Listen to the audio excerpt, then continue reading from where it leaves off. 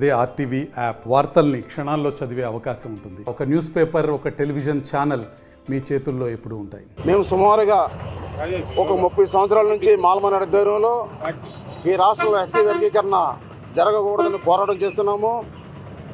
మాదిగలు అందరూ ఒకే సమాజ వర్గానికి చెందిన వాళ్ళు. ఎవరు ఈనాటికి స్వాతంత్రం వచ్చి 70 సంవత్సరాలు అయినప్పుడు కూడా అభివృద్ధి నోచుకోలేని వాళ్ళు. అయితే 2000లో ఎప్పటి ముఖ్యమంత్రి చంద్రబాబు నాయుడు గారు ఆ రోజు వర్గీకరణ చేశారు. దాని మీద మేము సుప్రీంకోర్టుకి వెళ్ళి సుప్రీంకోర్టులో మాకు మాలమానాడు ఏదైతే అప్పీల్ చేశామో దానికి సుప్రీంకోర్టు వర్గీకరణ చెల్లలేదని జడ్జిమెంట్ ఇవ్వడం జరిగింది.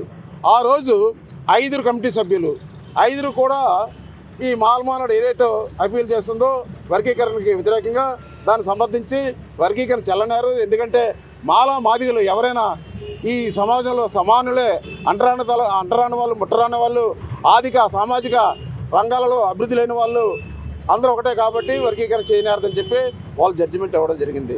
సుమారు 2004లో జడ్జిమెంట్ ఇచ్చిన తర్వాత 2004 నుంచి మళ్ళీ 2024 వరకు మేము చాలా ప్రశాంతంగా ఉన్నాం. ఎందుకంటే మాకు కూడా సామాజిక న్యాయం జరిగిందనే ఆలోచనతోనే ఉన్నాం. మళ్ళీ ఈ మధ్యన హైదరాబాద్లో మాదిగ విశ్వరూప సభ అని పెట్టి నరేంద్ర మోడీ గారిని తీసుకొచ్చి కృష్ణమాదిగ కౌలించుకుని ఏడ్చాడనమాట. ఏడవగానే నరేంద్ర మోడీ గారికి ఏడుపు వచ్చేసి ఈ మాదిగలను ఎలాగనే విడదీయాలని చెప్పేసి కృష్ణమాదిగ హామీ ఇచ్చాడు. హామీ ఇచ్చిన నేపథ్యంలో సుప్రీంకోర్టులో 7 మంది జడ్జీలతో ఒక కమిటీ వేశాడు. మరి ఈనాడు భారతదేశంలో ఏం జరుగుతుందంటే సిబిఐ కానీ ఈడీ కానీ వ్యవస్థలు ఏదైతే ప్రభుత్వ వ్యవస్థలు ఉన్నాయో, కేంద్ర ప్రభుత్వ వ్యవస్థలు ఉన్నాయో, మోడీ గారి నాయకత్వంలో, అమిత్ షా నాయకత్వంలో వాళ్ళు ఎలా చెప్తే అలా చేస్తున్నారు.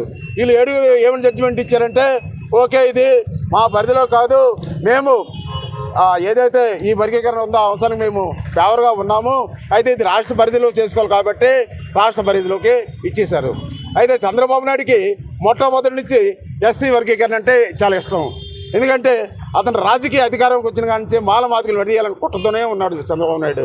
ఆనాడు చంద్రబాబు నాయుడు ఎప్పుడైతే కుట్రతో ఉన్నాడు, చంద్రబాబు నాయుడు ఎన్నికల సభలో అనంతపురంలో ఏం చెప్పాడంటే మేము ఆ రోజు వర్గీకరణ చేశాము, ఆ సుప్రీంకోర్టు ఆ మాలను కాపాడింది, మళ్ళీ మా ప్రభుత్వం వస్తే మళ్ళీ వర్గీకరణ చేస్తానని అనంతపురం మీటింగ్లో కూడా చెప్పాడు. అలాగే కుప్పం తన నియోజకవర్గం పర్యటిస్తూ అక్కడ కూడా మేము వర్గీకరణ చేస్తామని అతను మాట ఇచ్చాడు. ఆ మాట ఇచ్చిన ప్రకారం ఈరోజు ఏదైతే సుప్రీంకోర్టు ఇచ్చిందో దాని మీద కమిటీ వేయాలి. ఈ రాష్ట్రంలో మాలలు ఎక్కువ ఉన్నారా, మాదిగలు ఎక్కువ ఉన్నారా, ఎవరికి సామాజిక హోదా ఉంది, ఎవరు ఆర్థిక అభివృద్ధి చెందారు, ఎవరైతే రాజకీయ అభివృద్ధి చెందారు, ఇవన్నీ చేయకుండా నేను ఒక మాలకు వ్యతిరేకంగా ఏమంటాడు చంద్రబాబు నాయుడు, నేను స్వాగతిస్తున్నాను అని చెప్తున్నాడు అనమాట. ఎందుకంటే దాన్ని మేము తీవ్రంగా ఖండిస్తున్నాము. ఎవరైతే రాష్ట్ర పాలకులు ఉంటారో, ఎవరైతే ముఖ్యమంత్రి ఉంటారో అన్ని కులాలను కూడా సమానం చూడాల్సిన బాధ్యత ఆయనకు ఉంది. ఏమి ఒక మాదిగలు వేసే ఓట్లు గెలలేదు కదా, మాలలు వేశారు, మాదిగలు వేశారు, అన్నీ ఎస్సీ కులాలు వేస్తే ఇవాళ రాజకీయ అధికారానికి వచ్చావు నువ్వు. మరి రాజకీయ అధికారానికి వచ్చి నువ్వేమో ఒక కమ్యూనిటీ సంప్రదిస్తున్నావు. ఒక పాలకుడుగా ఏ కమ్యూనిటీకి సంబంధించకూడదు, అది రాజ్యాంగం చెప్తున్నటువంటి మాట. కానీ ఈరోజు ఏంటంటే చంద్రబాబు నాయుడు మేము వర్గీకరణ చేయడానికి ఇష్టపూర్వకంగా ఉన్నాము, మేము స్వాగతించాము, ఎన్నికలు హామీ ఇచ్చాము. మరి మేము ఎవరైతే మాలలు అభివృద్ధి చెందారంటున్నారో మేమైతే అభివృద్ధి చెందలేదు. ఈ రోజు కూడా గ్రామీణ ప్రాంతాల్లో వ్యవసాయ కూలీలుగా ఉన్నారు. ఈ రోజుకి గ్రామీణ ప్రాంతాల్లో ఇల్లు లేని మాలలు ఉన్నారు. ఈ రోజు గ్రామీణ ప్రాంతాల్లో తిండి లేని మాలలు ఉన్నారు. మీరు ఒక కమిటీ వేయండి, రాష్ట్ర కమిటీ వేయండి, రాష్ట్రంలో మాలల పరిస్థితి ఎలాగో చూడండి. అంతవరకు మేము చంద్రబాబు నాయుడు చేస్తున్నటువంటి కుట్రకి ఈ రాష్ట్రంలో ఉన్న మాలలందరూ కూడా ఈలుగా రేపైనా మేము తిరగబడతారు.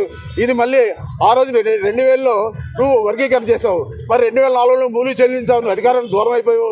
అదే పరిస్థితి నీకు వస్తుందని హెచ్చరిస్తూ నేను మాలకు పిలిపిస్తున్నాను. ఓ మాలల్లారా, మీరు ఈ మోసానికి కుట్రకి వ్యతిరేకించకపోతే రేపు బాబాసాహెబ్ అంబేద్కర్ ఇచ్చినటువంటి రిజర్వేషన్ ఉండవు.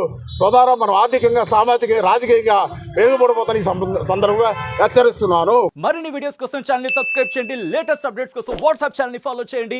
అండ్ లింక్ డిస్క్రిప్షన్ లో ఉంది.